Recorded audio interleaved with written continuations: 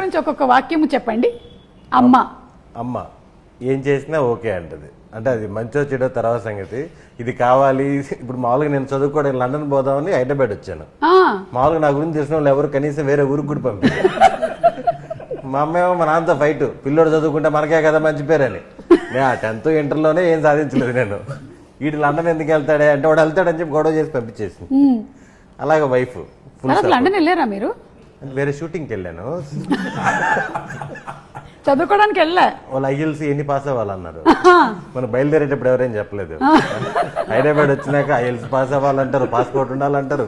ఎన్ని కొంచెం పాస్పోర్ట్ కూడా లేకుండా లండన్ వెళ్ళిపోదాం అనుకున్నారా? అక్కడ ఏదో కన్సల్టెన్సీ వెళ్ళాను, మొత్తం సబ్మిట్ చేశాను. ఏంటి సార్ ఇది అని చెప్తే అతను 1 గంట సేపు డిగ్రీ ఉందా అన్నాడు. ఉందన్నాను. తీరా చూసాడు, డౌట్ గా చూస్తుంటే సార్ అది తీసుకున్నాను బట్ ఒరిజినలే సార్ అది అన్నీ చెప్పాను. ఫైనల్ గా వాడికి అర్థమయ్యి, నాకు అర్థమైంది నువ్వు ఇండియా దాటిపోవాలి అంతే కదా, సింగపూర్ పంపించేస్తాను, లగేజ్ ఎత్తుకొచ్చేసే, నువ్వు 2 నెలలు అరేంజ్ చేస్తున్నారు.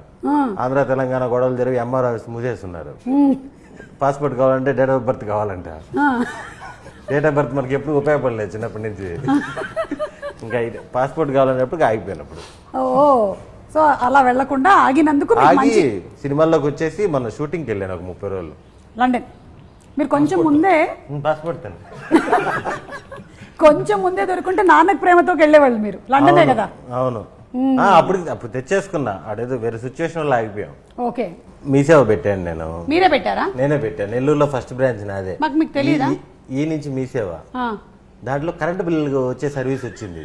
ప్రతి నెల 4 సర్వీసులు యాడ్ చేస్తా ఉన్నారు. రాడంగల్లని అయ్యని ఇయ్యనని.